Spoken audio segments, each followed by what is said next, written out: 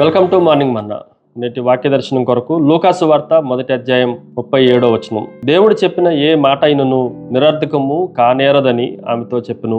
మరొకసారి దేవుని వాక్యంలో నుండి గబ్రియేలు దూత యేసుక్రీస్తు తల్లి అయిన మరియతో మాట్లాడుతున్న సందర్భంలో ఈ వచనం రాయబడతా వచ్చింది. ఈ భాగంలో నుండి 4 ప్రాముఖ్యమైన సత్యాలు ఈ ఉదయకాల సమయంలో మనం ధ్యానం చేయాలి. Number 1, it is a heaven, పరలోకము. ఇంగ్లీష్లో చాలా చక్కగా రాయబడింది, నథింగ్ ఈజ్ ఇంపాసిబుల్ అని రాయబడింది.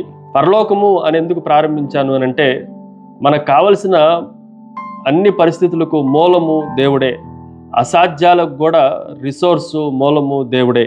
దేవుడు చెప్పిన ఏ మాట నిరర్ధకము కానేరదు అన్న విషయాన్ని మనం జాగ్రత్తగా ఆలోచన చేస్తే, ఈ మాట ఈ దేవుడు పరలోకం నుండి మనకి ఈ మాటలు జ్ఞాపకం చేస్తున్నారు అన్న సత్యాన్ని మనం గ్రహించాలి. ఎండిపోయిన భూమి మీదకి వర్షం రావాలి అంటే పైనుండి కురవాలి తప్ప కింద నుండి వర్షం రావటానికి అవకాశం లేదు. అలాగే ఎండిపోయిన మన జీవితాల పైన కూడా దేవుని వాక్య కుమ్మరింపు పరలోకం నుండి రావటానికి అవకాశం ఉంది తప్ప భూమి మీద ఎక్కడ మనకి రిసోర్స్ లేదు అన్న సత్యాన్ని మనం గ్రహించాలి. రెండో విషయాన్ని మీకు జ్ఞాపకం చేస్తాను. ఇట్ ఈజ్ ఏ హోప్, నిరీక్షణ. ఈ మాటను కూడా మనం జాగ్రత్తగా ఆలోచన చేస్తే, చాలా సందర్భాల్లో భయంతో ఆందోళనతో ఉన్న మరియకి దేవుడు ఒక మంచి ఉదాహరణను, నిరీక్షణతో కూడిన మాటని జ్ఞాపకం చేస్తూ ఉన్నాడు.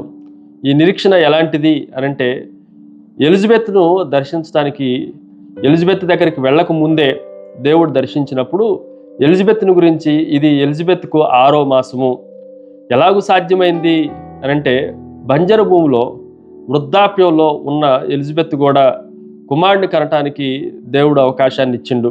అంటే ఇది మానవులకి అసాధ్యమేమో కానీ, భౌతిక శాస్త్రానికి, సైన్స్కి ఒకవేళ ఇది అసాధ్యమేమో కానీ దేవునికి సమస్తము సాధ్యమే.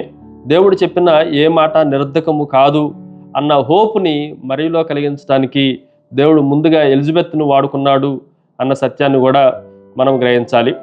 మూడో విషయాన్ని మీకు జ్ఞాపకం చేస్తాను. ఇట్ ఈజ్ ఏ హెల్ప్, సహాయము. చాలా సందర్భాల్లో మరీకి వచ్చిన సందేహము మనందరికీ మంచి నివృత్తిని కలగజేయటానికే పరిశుద్ధాత్మ దేవుడు రాయించాడు. పురుషుణ్ణి ఎరగని దాన్ని ఇది ఎలాగూ సాధ్యము అని చెప్పినప్పుడు సాధ్యమే. ఎలాగనంటే దేవుడే సహాయం చేస్తాడు. ఎలా సహాయం చేశాడు అనంటే, ఎవరు ఊహించని రీతిలో పరిశుద్ధాత్మ ద్వారా నువ్వు గర్భాన్ని ధరిస్తావు.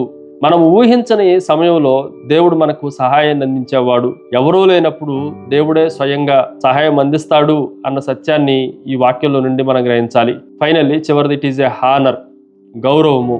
ఎప్పుడైతే మరియ దేవుని మాటకు లోబడిందో, దేవుని మాట అది ఏది నిరర్ధకము కాదు అన్నదానికి విశ్వసించి లొంగిపోయిందో, నీ దాసరాలకి అలాగే కానిమ్మని దేవుని మొదట ఆమెకి ఉన్న అనుమతిని దేవుని ఎదుట తెలియజేసిందో, వెంటనే యేసుక్రీస్తు అనే దేవుడు వాక్యపు శరీరధారిగా ఆమె గర్భంలో రావటం మనం వాక్యంలో నుండి గ్రహించవచ్చు.